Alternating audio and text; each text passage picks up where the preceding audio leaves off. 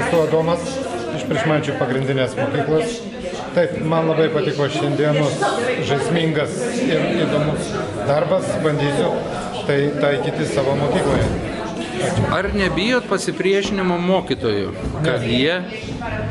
Nebijau, nes iš tikrųjų mokytojai yra gana kūrybingi ir trokšta tokio įdomesnio darbo.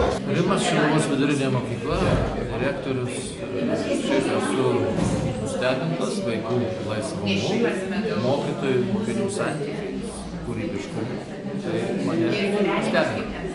Gerbiamas direktorių, kaip jūs pats galvojat, ar dėt savo pastangų, kad pas save pabandyti tai padaryti? Ar... Tai be jokios abejonės verta tai bandyti. Vardas mano Linas, esu prezidento Jono Žemaičio gimnazijos direktorius. Man patiko prisiminti savo muzikos pamokas.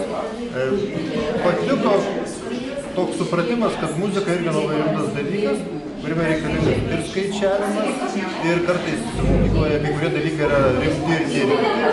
Tai šitas dalykas parodė, kad muzika integruojant su lietuvių kalba yra labai rimtas dalykas. Esu Vytautas, Paupio mokykla daugiafunkcis centras, direktorius. Man čia patiko todėl, kad direktorė su pavaduotoja sugebėjo užvesti kolektyvą, sudalyvauti geram projekte. Projektas duoda naudą tiek mokytojams, tiek vaikam, aišku, daugiau vaikam.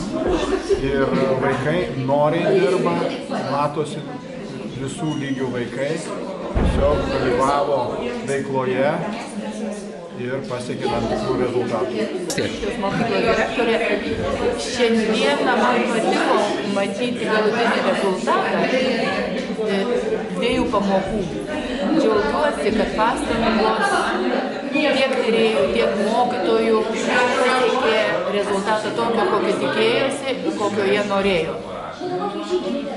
Praėjusi pamoka buvo intensyvesnė, tačiau aš suprantu, kad jie eina link tikslo labai konkrečiai ir todėl tos pamokos būna labai skirtingos ir turbūt to įdomios. Nuoširdžiai dėkoju dirbusiems mokytojams ir tyrėjams. Ir jums.